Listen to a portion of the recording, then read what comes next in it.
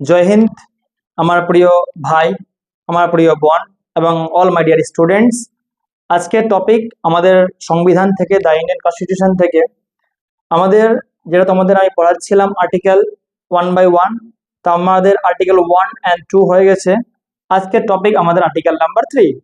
Article number 3, এটা আমি বলেছিলাম যে আমাদের যে সংবিধানের পার্ট 1 আছে, সেই পার্ট 1-এ টোটাল 4টা ধারা আছে, অর্থাৎ 4টা আর্টিকেল রয়েছে।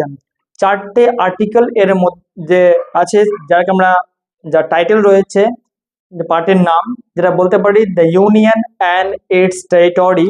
তার মধ্যে আমাদের আজকের টপিক হচ্ছে আর্টিকেল নাম্বার 3। আর্টিকেল নাম্বার 3 আমাদের কি বলছে? আমরা আর্টিকেল 2-এ পড়েছিলাম যে আমাদের যে বাইরের কোনো একটা অঞ্চল যদি ভারতে প্রবেশ করতে চাই, তাহলে আমরা আর্টিকেল 2 এর প্রয়োগ করি, আর এর পাওয়ার ছিল আমাদের পার্লামেন্টের কাছে।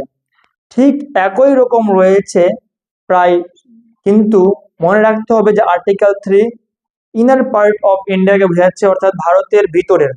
ধরে নাও যদি কোনো ইচ্ছা হয় কি আমি কোনো একটা স্টেট বানাতে চাইছি নতুন করে, তো এটার পাওয়ার কিন্তু, অর্থাৎ ইন্ডিয়ার মধ্যে, তো এর পাওয়ার কিন্তু আমাদের পার্লামেন্টকে দেওয়া রয়েছে, অর্থাৎ সংসদকে দেওয়া রয়েছে।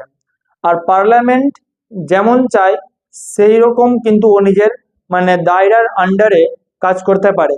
ও যদি চায় কি ও তোমার গিয়ে ও 2টা রাজ্যকে মিলিয়ে একটা নতুন রাজ্য বানাতে পারে। যদি সে চায় কি একটা অর্ধেকটা ওই রাজ্য এবং অর্ধেকটা, ধরে নাও অর্ধেকটা এ নামে রাজ্য আর অর্ধেকটা বি নামে রাজ্য মিলিয়ে একটা নতুন রাজ্য ক্রিয়েট করবে, সেটা করতে পারে।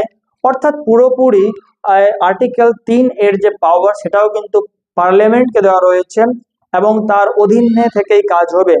এবার ধরে নাও কোনো রাজ্যের সীমানা পরিবর্তন করা, কোনো রাজ্যের নামকরণ করা, সমস্ত নতুন রাজ্য বানিয়ে তার নামকরণ করা, অথবা কোনো রাজ্যের নাম আছে তার নামকে চেঞ্জ করা, সমস্ত পাওয়ার কিন্তু আমাদের পার্লামেন্টকে দেওয়া রয়েছে। তো আর্টিকেল 3 কি বলছে? আর্টিকেল 3 এটাই বললো যে আমাদের ভারতের মধ্যে, অর্থাৎ ইনার পার্ট অফ ইন্ডিয়ার মধ্যে যদি কোনো রাজ্যের নাম পরিবর্তন করতে হয়, যদি 2 রাজ্যকে মিলিয়ে একটা রাজ্য অথবা 2 রাজ্যের কিছু অংশকে অ্যাড করে নতুন কোনো একটা স্টেট বা ইউটি বানানো যায়, তো তার পাওয়ার কিন্তু পার্লামেন্টকে দেওয়া রয়েছে। ওকে, তো মনে রাখবা, যেমন আমরা 2014-এ করেছিলাম, অন্ধ্রপ্রদেশ থেকে তেলেঙ্গানাকে আলাদা করেছিলাম, যে তেলেঙ্গানার আজকের রাজধানী আমাদের রয়েছে হায়দ্রাবাদ। তাহলে তোমাদের হোমওয়ার্ক বলো তো একটা আমাকে, অন্ধ্রপ্রদেশের বর্তমান রাজধানী কি আছে? তোমরা কমেন্ট বক্সে আমাকে আনসার জানাবে, ঠিক আছে? এটা তোমাদের জন্য আপডেটেড কোয়েশ্চেন থাকবে একটা।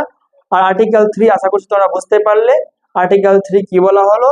আর আর্টিকেল 3 কিন্তু একদম খুবই নর্মাল একটা ব্যাপার ছিল, কিছু না, কি ভারতের ভিতরে যা যা নেম চেঞ্জ, স্টেটের এরিয়া চেঞ্জ, সীমানা পরিবর্তন যাই করবে, সমস্ত পাওয়ার কিন্তু দেওয়া রয়েছে পার্লামেন্টকে।